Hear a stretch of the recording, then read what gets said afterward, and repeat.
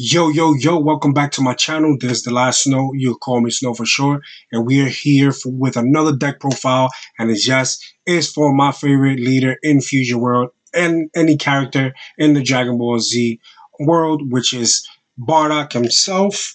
Put him out there with the new energy market that just finished getting at Dallas Regional. So I'm definitely excited I got to get that.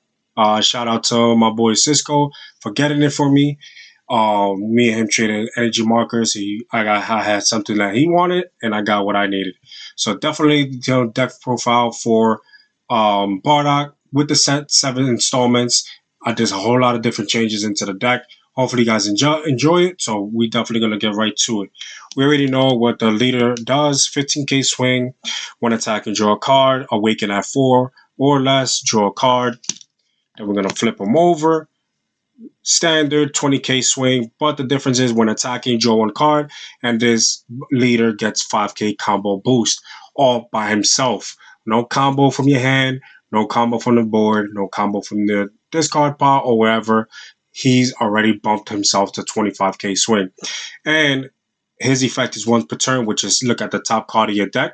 If it's a Bardock crew card, you could definitely use it as a combo card. If not, the card that you look at, you gotta actually leave it at the top of your deck or put it at the bottom of your deck. So that's definitely good because you get to see what's the next card in your deck to actually know if you want to keep it or not, and then adjust to what you're gonna do for your next turn when you're actually drawing the card. So leaving it like that. Bardock crew, starting off with 3 of the new alt Kakarot's. We already know what it does. So 1 drop, 5k combo, 2 attack power, and then on play, take 1 card from your hand, put at the top or the bottom of your deck, and you get to get an energy marker, which is definitely good. And I know you're gonna minimize 1 card out of your hand, but you get to get the curve that you need because your opponent most likely is not gonna give you the curve because they probably don't want you to get to 6 as soon as possible because of the Gogeta. So definitely going to have to get the curve on that. But Gogeta is not the go-to. That's go-to late game, but it's not your early game to start manipulating the board. So Kakarot at 3 is definitely good to go. Sorry for the glare, if there's a glare. Next up, we're playing 4 of the Fashas under Bardock's crew. So if you scribe the top of your deck because of the lead effect and this pops up, you can actually use it for a combo and combos your leader from 25 to 30k swing, which is definitely good.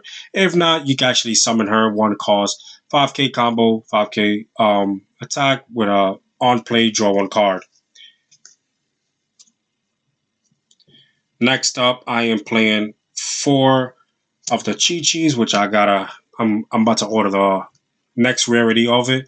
Definitely wanted to put this down to 3, but when I noticed what am I going to be running into this deck, I really want to have this card at max 4 because 1 is a self-awakener, 2 it combos a card from your discard pile if this is being comboed from the board. So that's definitely good if you guys know what I'm talking about, especially with the big bodies of Bardocks. When you combo, they get to pop something off the board. So that's how I needed to bring this back into 4. So this is definitely good. And it's a self-awakener as well. Next up, I had to bring 3 of these back into my deck, which is the Paras. Can't go wrong with them. Lock big bodies on your opponent's side of the field. And then next turn, if you got anything that you can use to combo with, this will be 1 card that you can combo with to boost their opponent, one of your bodies on the board, and then to pop something off your opponent's board. Maybe you guys know what I'm talking about with the Bardocks, big Bardocks bodies. You get to apply as much pressure as you can. Just try to see if you can swing 30k swing or more with all of your swings every single time you get the chance, because then your opponent is going to have to take the hit or they're going to have to start comboing out. So by the time they're going to try to go on their turn and try to swing with you, it's going to be hard for them to try to out combo you with the amount that you have in your hand. Next up, I'm only playing 3 of the Hercules. I feel like 4 was a little bit too excessive. but I feel like 3 should be fine. Because when I have 4, I always end up charging, and I see this early in the game. I definitely don't want to see this card early in the game. I wanted to see this mid or late game. So like that, if I have to build up hand, I definitely can with this. So this is good. It's a 1k, 10k combo. Once his effect is already activated, then he becomes a combo power as well. So that's definitely good. And it's a 10k combo boost. Gets a recycle 1 cost from the discard pile, so it's definitely good to have this at 3. For me, I feel comfortable with 3. 2 is a little bit 2. You won't be able to see it when you're at 2. Then at 3 should be fine, and then 4 you see it a little bit too much. So I feel like 3 is the perfect number. Next up, another card that I had to bring back to my deck is the 2-drop Bardock. Self-Awakener is a 10k combo. An extra card that you can actually use to use the scribe of your leader effect. Then your leader becomes a 35k swing because of this. But at the same time, you get to have this on the board, let him sit there. He's a Self-Awakener.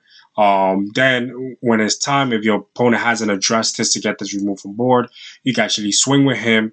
10k combo. He gives himself 5k combo boost. When you combo with a card with this card, so a 10k gives him a 5k, so that's 15k plus the 15k, that's a 30k swing. Scribe with top of your deck if you need to put the leader at 30k swing as well. So 30k swing, 30k swing, just applying a lot of aggression. That's what the deck is all about right now. It's just being a little bit more aggressive than usual. So like that, your opponent to start panicking and start to think of what he's gonna do on his next turn. Next up, we're playing the new card that came out for the support of Bardock. It's a 2-drop Bardock, 15k swing, 10k combo. He's not here to swing. He's here for the effect, which is activate main, tap 2 energies, place this in the battle area into your owner's drop. If your leader is Bardock, draw 2 cards. So now he's putting more hand size into your hand, which is definitely good. And then you can, next time you use a card with the cost of 4 with Bardock's crew in the special traits, you don't have to pay the cost. So you'll be using the effect of a new card that we're getting, which is New Legend, to summon one of your 5-cost bodies. So that's definitely good to have. Right. Next up, I'm playing 3 of the Dual Strike Bardocks. When you combo with them, you have to draw a card and restand him to swing again, which is definitely good. And that effect goes on both sides, which is on the offensive side to combo out. And then if your opponent tries to swing at him, you could combo out and he gets to restand and he gets to draw a card, which is definitely good. A lot of people keep forgetting that his effect is an auto on each turn. So definitely a good card to actually have on the deck. And if I can actually put 52 cards into the deck, I will max him out at 4. But I got this deck at 50s and I'm trying to keep it there. Next up, we're playing 3 of the Son Goku GT. 3 cost, 25k attack, 5k combo on play. Add up to 1 card from your life to your hand. And then you get to, you don't have to take the life if you don't need to. And then you get to get an energy marker, so that gives you another curve, which is definitely amazing. Because that will get you closer and closer to where you need to be at, to some of your big bodies like Vegeta or the Bardocks, or use the effect of the 2-drop Bardock to go to New Legends and then activate, to summon a big body like a Bardock, whichever Bardock you want to summon. Next up, we're playing 4 of the Son Goku GTs. Can't go wrong. I feel like the only decks that shouldn't have this card will be Shenron and Bulma, but besides everything else, this is a generic black boss battle card that you need to have in your deck. Can't go wrong with it. I love it. He's an energy marker manipulator, and then if you burn an energy marker, you get to draw an extra card at the end of the turn. And if you have multiple of these in your board, you get to draw multiple cards on your end of your turn, which is definitely amazing. Next up, another card that we actually put into the deck, which is 3 of the Bardocks promos. You guys remember this card? It's a 5-cost, 30k swing, 5k combo. It's a crit battle card. And if you combo 1 card with this card, then you get to pop a body off the board on your opponent's side of the field for less, which is definitely good because if you get to summon this guy early from the effect of the 2-drop Bardock, the new one that we just finished getting, he's definitely good because you get to draw 2 cards to your hand because of the Bardock, so you're not losing much, but your opponent is losing something off the board. and most likely is going to be losing something out of their hand or the life that they're not going to take. So this is definitely good to summon early game. 30k swing is not going to be easy to get removed because of 5 cost, so that you get to avoid a lot of things in your opponent's side of the turn. Then next up, we're playing 3 of the double strikes. Yes, 3 of the double strikes. Before it was only 1. How people was playing 2, but definitely going at 3. A lot of people play 4, but I don't want to be loading up in a lot of 0 combos. I try to control the 0 combos as much as I can. But this Bardock to be at 3 again because of the effect of that 2-drop Bardock, to freely summon this probably at turn 3 if that Bardock survives off the board is definitely amazing.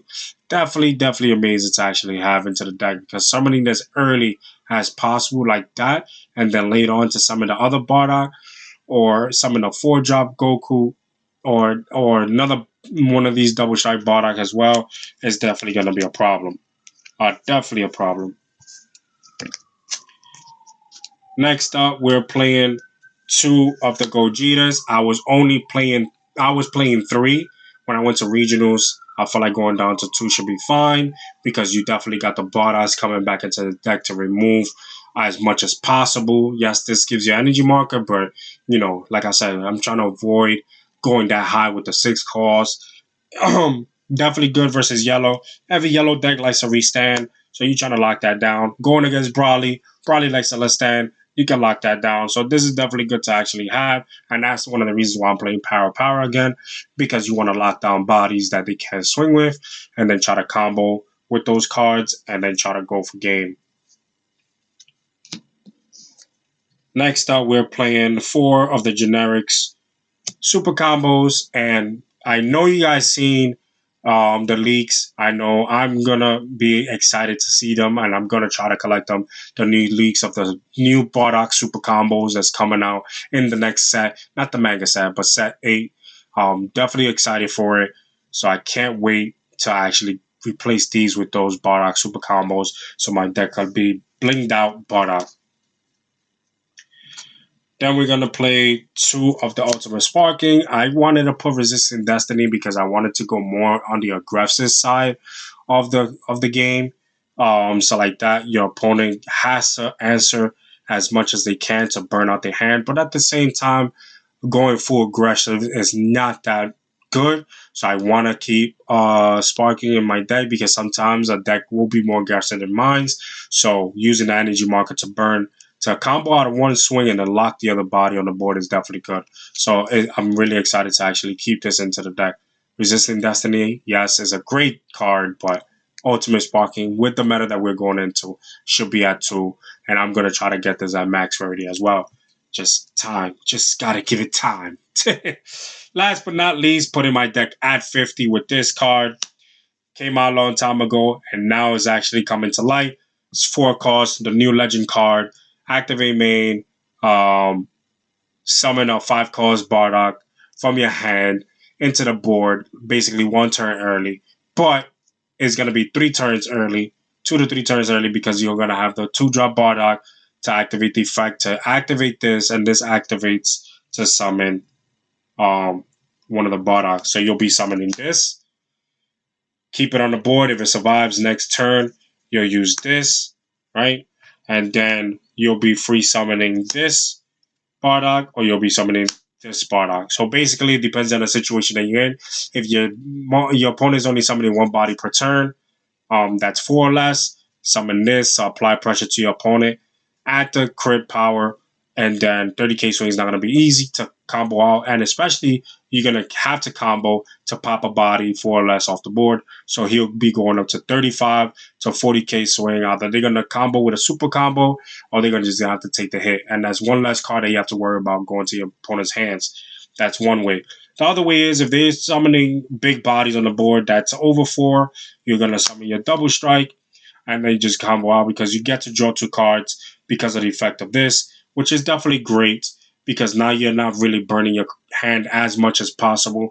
So you'll combo out, swing with this. This could go up to 45 to 50k swing or more, and then just apply pressure.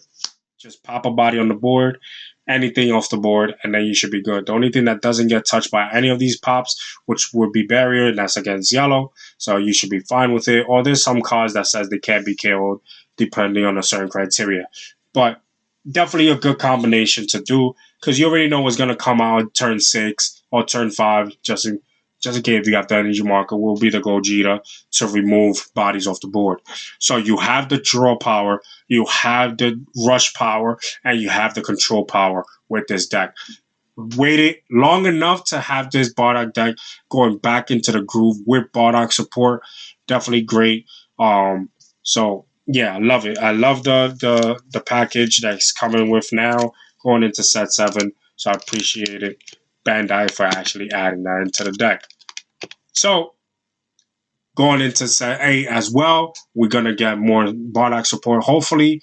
But I'm definitely excited about set 7. Set 6 is behind us. Set 7 is here and now. Let's see how far I could go with the Bardock. For all my Bardock people that playing Bardock right now, wish you guys the best of luck. Let's make Bardock proud. And if you guys liking the content, make sure you like, share, subscribe to my channel. If you guys definitely be on Twitch as well, want to see me live on Twitch or on YouTube, just make sure you follow me on Twitch as well, which is DaLastSnow, same name as on YouTube. So it doesn't change anything. Won't be hard to find me, but definitely gonna be out here grinding, doing the best that I can to adjust this deck as much as possible for the next regionals. So stay tuned. And hopefully you guys like my content, and I see you guys on the next one. Laters.